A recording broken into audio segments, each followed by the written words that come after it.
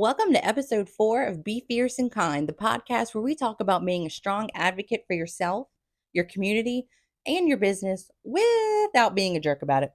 I'm your host, Amber Shepherd, and in this episode, we are going to talk about business plans. So, if you listened to episode 2, which was the overview of our funny series called Small Business Formation for People Who Don't Want to Fall Asleep Out of Boredom, it's a mouthful, but I thought it explained it beautifully. We're going to be diving into 8 different sections um, about starting a business. And the first one that we talk about is business plans. So here we go. Okay. So if you are listening to this, I do want to point out before we even get started, if you're sitting there thinking that you need to take copious amount of notes, you can, right? Nerd. I'm just kidding.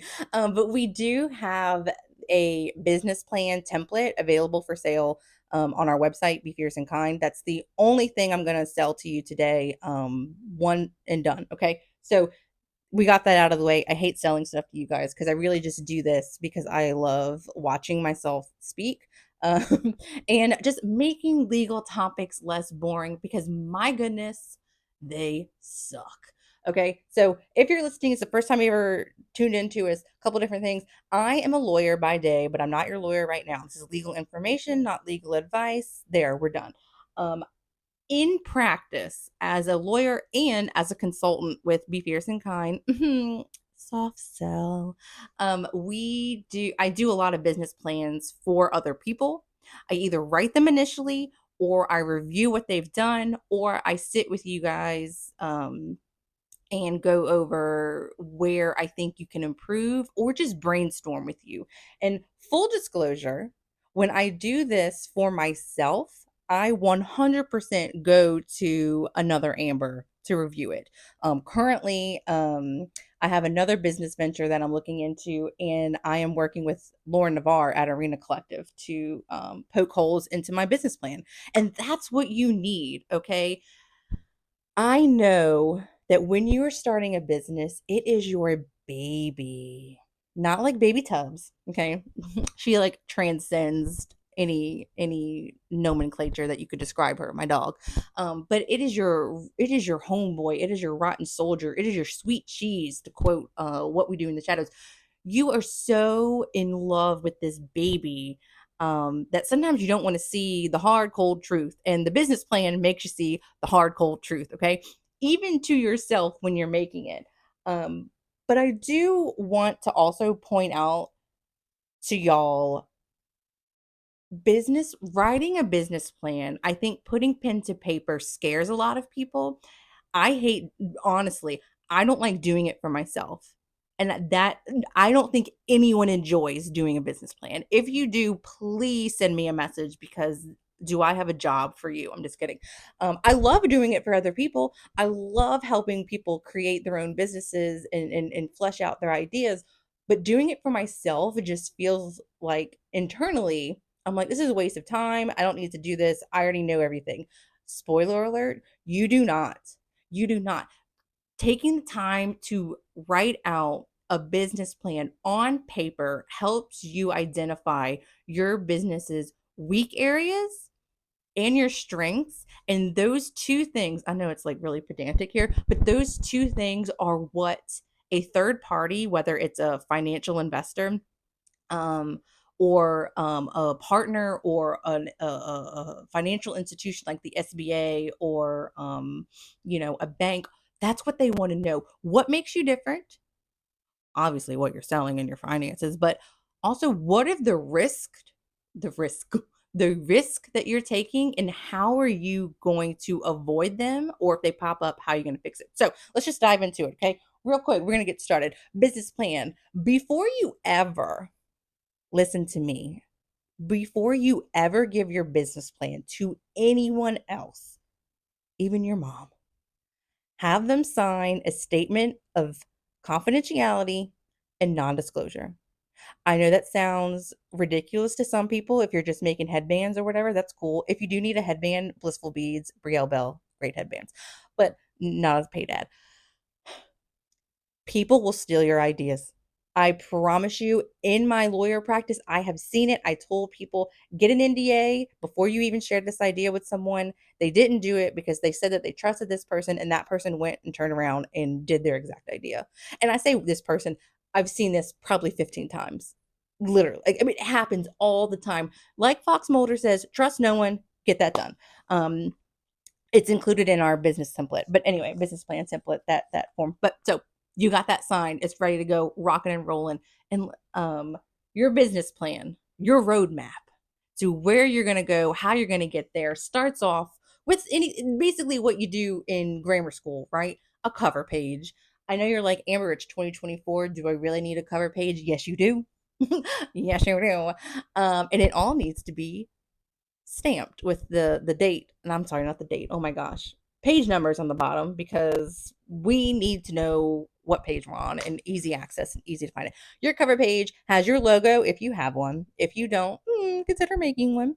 Um and your contact information, name, phone number, email, website if you've got it. But this is important, and I think people don't put it on there enough, and I think it needs to be there. The date that you created that business plan, and titling it version 1, or if you've amended it later, listing out how many times you've amended it and what version you're on. It helps keep things in track and in line when you go back and look at it. Anyway, whatever. I like it. Okay, cool. So after that, you are going to have an executive summary. This is like your cliff notes to whoever's reading it. Okay. If it's yourself, like, you already know this, but other people don't. So make it easy. And let's be honest, when you were in school, how many of y'all, if you weren't a nerd like me and, took Greek classes, cool, Amber, you read the Cliff's Notes for English class, right? It's going to list company name, your structure, how can they get in contact with you, contact information, what the market you are. If you're watching this, I have notes on a notepad because I like to go off on a tangent. What your market is, who owns it, who your ideal customer is, really briefly, in a very, very, very, very brief description of your business. Like, if you can make that bad boy one page, do it, because people don't want to read. I'm telling you that. Okay. But for the people who do want to read, after that, you're going to have a table of contents. And if you are a super nerd or really care about your business, you're also going to have an appendix to it. So you need to list that on there. But because you have everything labeled with page numbers, it makes it really easy for the banker, who really only just cares about the risk and the financial assessment, to find where that is and flip to it. Let's be honest, make their life easy. Okay. So after the table of contents, you get into the meat and potatoes. Or, like Gollum says, not Gollum, Samwise Gamgee says, potatoes, boil them, mash them, stick them in a stew, and create a business. You're going to have the body, okay? All of the fun stuff about what makes you you. You got the boring stuff. I call it the boring stuff, but it's important. And this is really important if you're giving it to a third party. If you're not giving this to a third party and it's just for you, maybe you don't need to have all this in there, okay? But I'm just telling you, in general, unless you're a trust fund baby, you're going to have to get financing, or you've saved up a lot of money, which also blessings to you. You're going to have your company overview, okay? Who you are, what you do, when did you form? If you've already been in existence, when did you start? Okay, so maybe you're making your business plan because you are 3 years in, and now you want to either bring on an investor, bring on a partner, add another member, or go get a loan, right? History, if you've got it. If not, that's fine. Have you formed already? What's your legal structure? Most of y'all are going to be picking LLC. You could also be a corporation. If you're a corporation, are you offering stock? Please, for the love of everything holy, if you have never had a business before, let's not start with stock. Okay, let's talk to a lawyer first. There's a lot of things that can go wrong with that. What's your product and service, your target market and customer, and then obviously objectives. What are your goals? And then also the metrics of how you gonna achieve it. Okay, this is my favorite part. My next favorite part of a business plan is the market analysis. Honey child, I could just do this for a living, and I do. Um, I really love this part. It is where you dig deep and you figure out who is doing what you're doing locally, nationally, regionally, internationally, depending on where your market's going to be, right? If you're just selling locally, you don't probably don't need to be looking at, what New York's doing, or Spain. But If you have visions of expanding, maybe.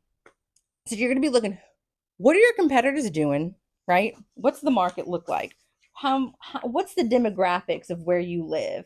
How many people live there? Or say where you live, I'm sorry. I'm thinking of service based, but where you want to operate. How many people live there? What's the income? What's the average income? Who are you going after? Is there a demand for what you want to do? If you want to open another coffee shop, cool. Well, there's like 15 on the same block, right? What makes you different? Why do you think you're going to survive? What are other people doing? What's their price points? I just love that part. And then this is like where I just wish I could grab everyone by the shoulders and be like, please don't skip this. Please don't skip this. So if you're listening, pay attention. Who is your ideal customer? Who is your ideal customer? And I know that sounds like such a dweeby thing to say with all of the like business gurus on the internet, but like for realsies, who are you selling to? Who are you selling to? Where are you going to find them? Okay. What's their income? Who are they? And I learned this from Lauren, my personal business coach. She names the ideal customer. So who's your ideal customer? Give them a name. You know, you can name them Amber if you want. Like, I'm going to sell to Amber. What does Amber like? Where does Amber hang out on the internet? Is she even on the internet? Do I need to do digital market? I mean, I'm sorry. Do I need to do more print ads or television ads than digital marketing ads? Like, you know, you need to know and really dig deep into who the ideal customer is. Okay. Then we're going to dive into the product and service. What are you selling? What's your price point? What are you going to sell it at? What have other people sold it at? Why do you think that you need to sell it at the way that you're going to sell it at? Are you going to be brick and mortar? Or are you going to be just online? Are you going to do both? If you're doing online or brick and mortar, you have to have insurance. We're going to talk about that in a whole episode by itself. Anyway, what's your strategies there? And then an operations plan. Okay. Y'all, don't skip over the operations plan. This is literally how you're going to do your day to day business. How are you going to do it? How are you going to operate? Who's going to do it with you? Are you doing it by yourself? Which is fine. I do a lot of things by myself. Do you have employees or plan on having employees? Or do you want contractors? And let me tell you this right now. I could do a whole other podcast on this, and eventually I will.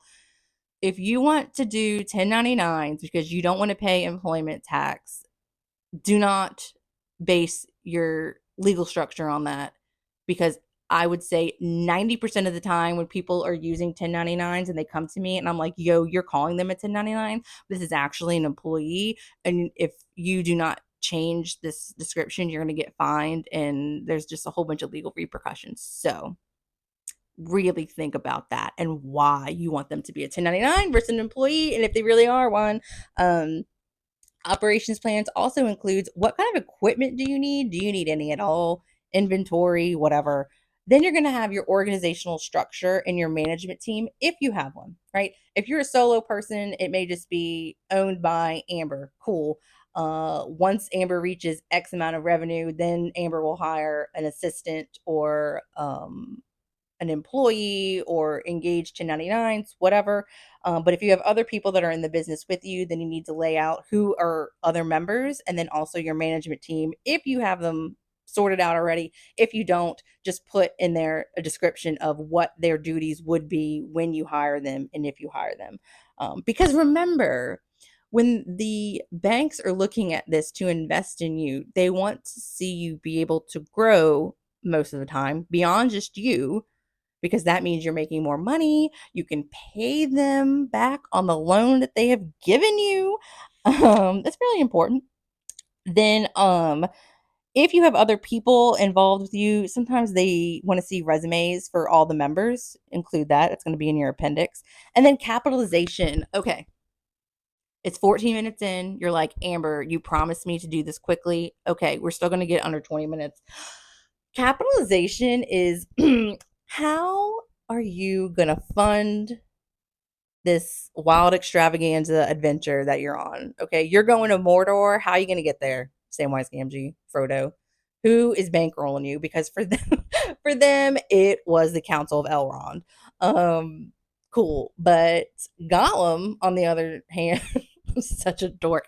Gollum, on the other hand, did not have any backers, and all he had was a loincloth, and look where it got him. The Eagles didn't come after they finished. For Gollum, homeboy was dead in the lava. Okay. So who is going to fund you? Is it private investors? Is it just yourself? Okay. Um, how, if you are using investors, how can they get their money back? Okay. Because let me tell you, everybody cares about the bottom line. And for them, the bottom line is money. Okay. For you, this is your passion project. This is what you want to do with your life. Cool, great, whatever. You want to change the world. So do I. But everybody else who's investing in you does not care about that. They want their money back. You've seen Shark Tank. They want their money back. That's called a return on investment, ROI. If people are investing, including the bank and you, right? You're investing in yourself. If you're not using a bank, but it's just your capital, your money, your equipment, your finances, whatever you are doing to start, how are you going to break even and then profit? You want to know that too. Okay. So this is where you really got to spend some time and then look at your finances, because there's a financial section about your budget. You need to have a budget, a working budget. Okay. If you don't have one because you're not in operation, you can look at competitors and just make a guess, right? Because you should have known, you should be looking into this already. You need to be looking at what you need or what your expenses are, I'm sorry, and your overhead for your budget, what it looks like for a year, that first year, and then, of course, break it down by month. And then also go out. I would recommend, if it's just like a wild and crazy idea, then you may not know, but try and take a stab at it. The next 2 years, when are you going to break even? You want to do a break even analysis. And if you're like, Amber, I have no idea what that is, hold up. I'm about to tell you. What does it sound like? Break even. When you gonna almost be to the green, baby? When are you gonna get there? When are you gonna recoup that net loss? If you don't know how to do that, and I'll be honest, do I? Yes, I do now, but I had to have a CPA explain it to me and go through it with me the first couple of times I did it. Um,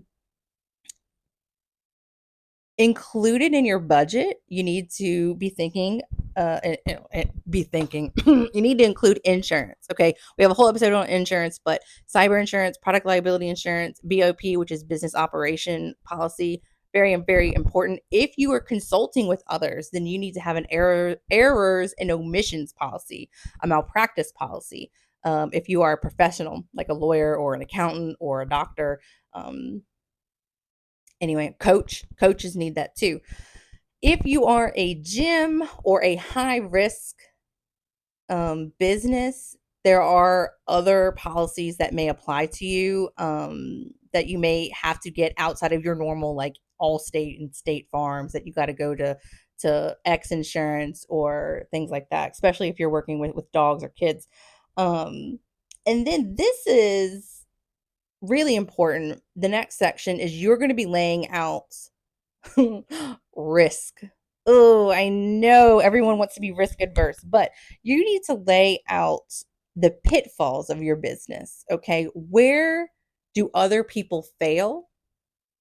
What are you going to do if that pops up in your business? That's what investors, and also you as a business owner too, right? You need to be aware of where things can go wrong, what you're going to do if they go wrong, and how you're going to fix it. And honestly, a lot of times you can avoid that by planning ahead. Okay. And you're like, Amber, you're kind of talking vaguely. Well, yeah, because there's a whole bunch of things that people can do in business. But, I talk about insurance a lot. I'm not an insurance agent, and I have lots of things to say about insurance companies. But if you get in a pickle and you have it and there's a claim made against you, a risk, right? Your insurance company, in theory, should cover that and provide a lawyer for you. So that's one way of covering certain risks. But the risk section is basically how you're not going to suck. How you're not going to suck, okay, in your business.